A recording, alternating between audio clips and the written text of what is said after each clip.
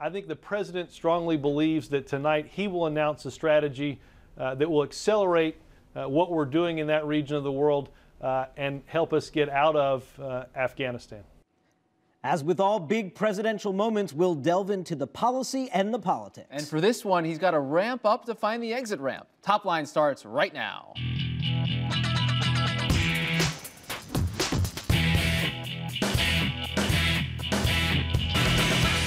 Hello and welcome to ABCNews.com's Top Line. I'm David Chalian. And I'm Rick Klein. Each weekday, we're bringing you the very latest political headlines, reporting, insight, analysis, everything you need and want to know about politics. Follow along all day long at Twitter. It's twitter.com/The Note. Let us know what you think. Excellent. Get us started, sir. What's your top line? The plan. We hear all about the most anticipated announcement of the Obama presidency this evening at West Point, New York. President Obama will be outlining his plans that are already in place for some 30,000 new U.S. troops in Afghanistan.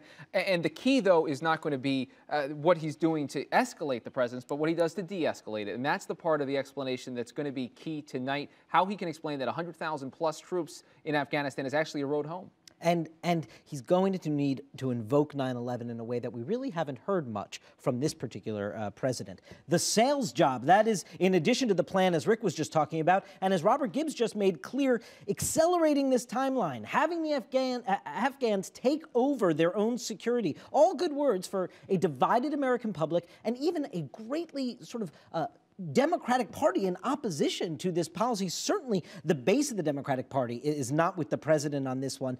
And looking at the Republicans that have been urging him to follow McChrystal, McCain, Lindsey Graham, even Karl Rove this morning, applauding the reports that are out there as to what the president will announce today. Will that continue if his words about coming home are the highlight of the speech? Yeah, he's going to have to troll for votes among Republicans when funding comes up early next year because he's not going to get it among Democrats. One person he hasn't convinced, let's try CHENEY'S chiding. For the umpteenth time, the former Vice President Dick Cheney gives an interview that it shows a lot of skepticism toward President Obama on national security. This time he talks to Politico and says that he's afraid that the president is showing weakness by the way that he has taken so long to engage in this, not showing full support for the troops. What's interesting to me here is there aren't many other folks out there that are going back and fighting these battles. Dick Cheney really is standing by himself on this front. You don't see a range of Republicans jumping to the same kind of argument that Dick Cheney's making. He still seems to be able to sort of inject himself into the news stream that way and have an impact that way. I don't know for how long, though. At a certain point, this constant attack from the former vice president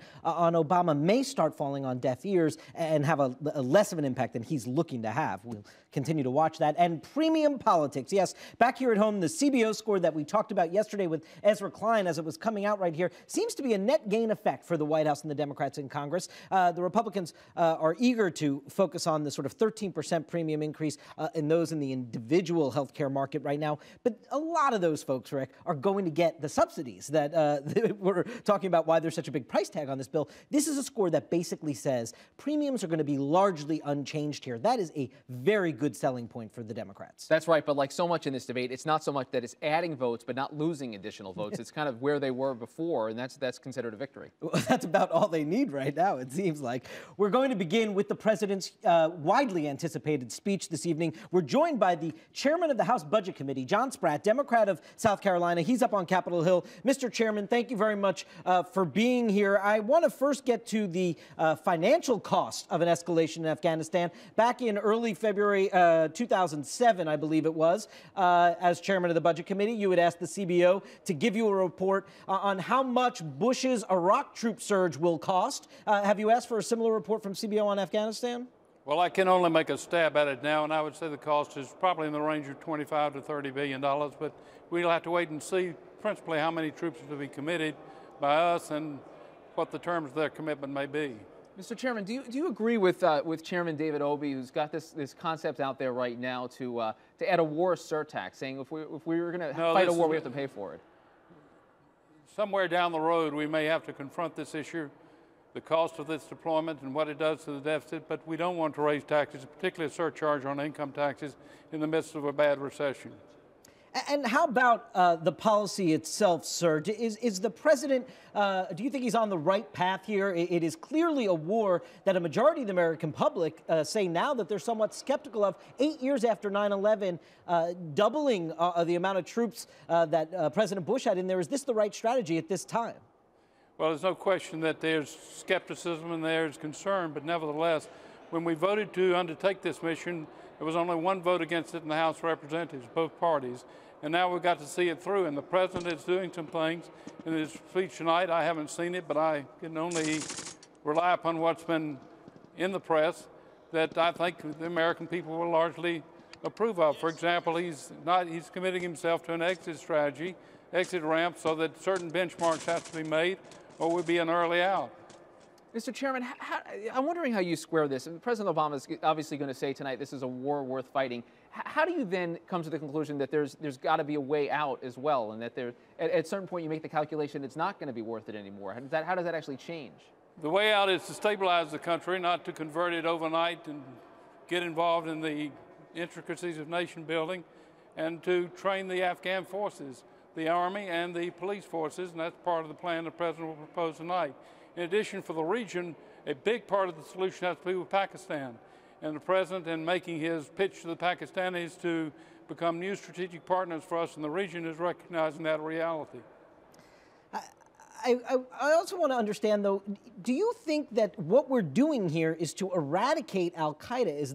Is al-Qaeda as a terrorist organization and a threat to the United States ever truly going to be eradicated, even if we successfully get to those off-ramps? I mean, is this the end of al-Qaeda? Is that the ultimate goal here? I think the first goal, as part of the new strategy, is counter-insurgency as opposed to counter-terrorism. We won't abandon counterterrorism. There'll still be the drones trying to pick out the leadership and take out the leadership of the al-Qaeda forces and the Taliban leadership.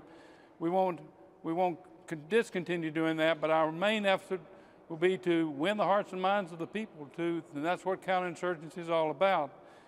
Make people feel that they are free from coercion and intimidation so that they will see some benefit in taking the side of the national government as opposed to the Taliban. What about the hearts and minds of the American people who need to be on board for this, speaking through their members of Congress? But we're seeing a lot of skepticism over this war, as you mentioned, 8 years after 9/11. What's the key point that the President needs to hammer home? What's the missing piece in this equation? Well, two things. First of all, recalling to the American people why we were there, namely the al-Qaeda wreaked horrible destruction on our country.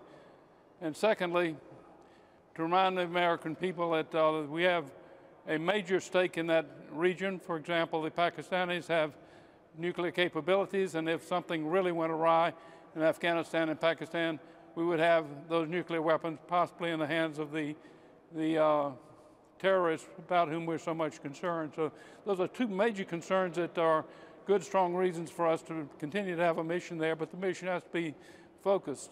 And Mr. Chairman, again, on the financial cost, you estimate the 25 to 30 billion. Now is not the time in a recession for a war tax, you say. Can the country afford this truly with the mounting deficits and debt? Well, listen, I'm concerned about the national debt. This is an incremental addition to it that I hope we can offset in the foreseeable future. One offset we will have occurring is as we withdraw troops from Iraq, there will be the diminution of the cost of that commitment that we can use in turn for this commitment, and so it can if that will occur on schedule, we will have those advantages in the budget. Sir, were we not counting on those Iraq savings to spend in other places already? Well, we hope that they'll all be out by August 2011, start withdrawing troops next year, and we'll draw down to a significant amount. There are probably 120, 130,000 troops there now. As we draw those down, that will free up resources we can spend in Afghanistan. Excellent. And Mr. Chairman, very quickly before we let you go, since you're a South Carolinian, do you believe that your governor, Mark Sanford, should be impeached and removed from office? I don't think anybody should be lightly impeached, so I have reservations about impeaching the governor or anyone else, except for very serious breaches of the law. And you don't think this is not that? I haven't seen the 30-odd things that the Ethics Committee cited the governor for, so I reserve judgment. Okay. Thank you very much, John Spratt, Thank Democrat you. of South Carolina, Chairman of the House Budget Committee. We appreciate you being here.